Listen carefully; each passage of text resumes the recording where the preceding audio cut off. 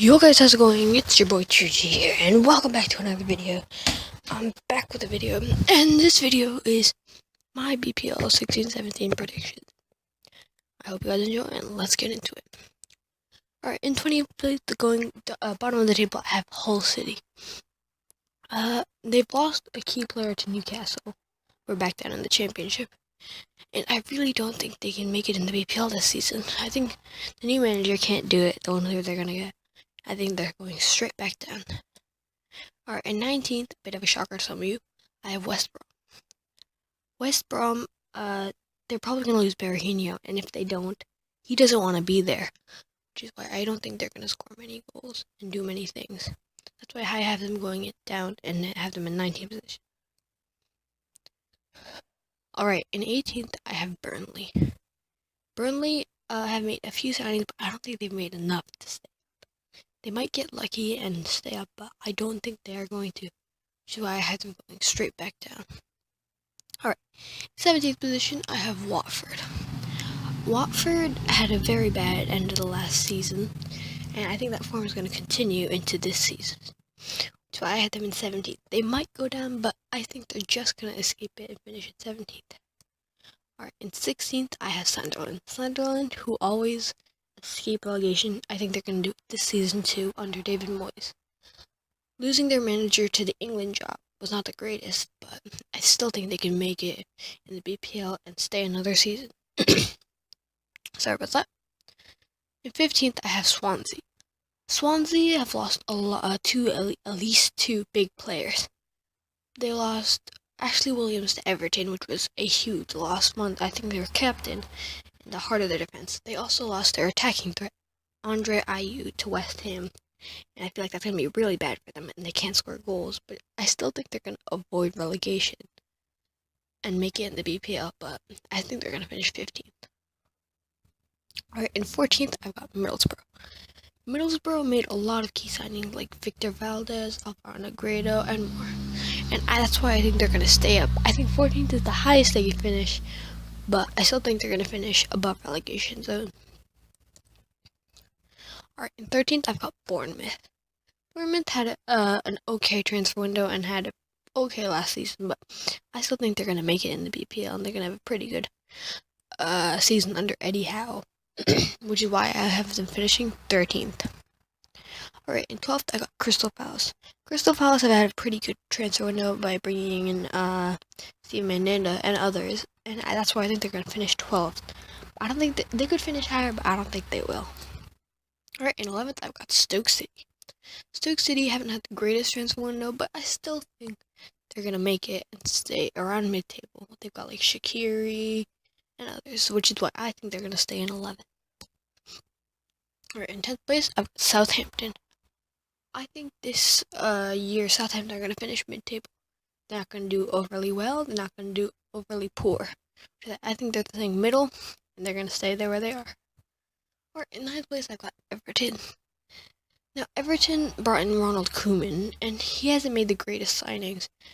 But I think a big problem for them is going to be Lukaku. I don't think he wants to be there anymore, and I really think if he does stay, again, like Berahino, he's not going to score many. Which is why I think they're going to finish 9th. Alright, in 8th, I got Tottenham Hotspur.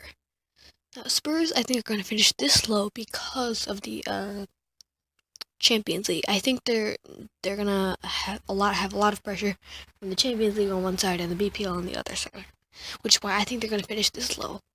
I still think they're gonna finish above mid-table, but you never know. Alright, in 7th place, we've got Leicester City. Again, it's the same thing as with Spurs. I think Leicester City are gonna have a lot of trouble with the Champions League and BPL. However, if both Spurs and Leicester get out of the Champions League early, they probably could do better, but I have them in 8th and 7th, respectively. Alright, 6th place, I got a kind of controversial one, but I have West Ham. I think West Ham have made some great signings this summer, like Andre Ayew, Gökhan Torres, Sofian Feghouli, and I think Slaven Bilic is a great manager. I really think they're going to finish 6th to retain a Europa League spot.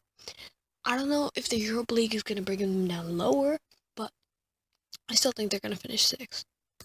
Alright, 5th is by the most controversial. I have Arsenal. Arsenal is always one of those top four clubs that when you think about it, they always finish top four. But this is the season I think they're not going to. It's Arsene Wenger's last season. As of yet, he hasn't made any big signings besides Granit Xhaka, but he still needs a center back because Gabriel and Mertesacker are injured, and he also needs a striker because Giroud. I mean, he's a good striker, but he's not going to cut it. With Danny Welbeck being injured, they desperately need another striker. That's why I think they're going to finish outside the Champions League spot, but you never know.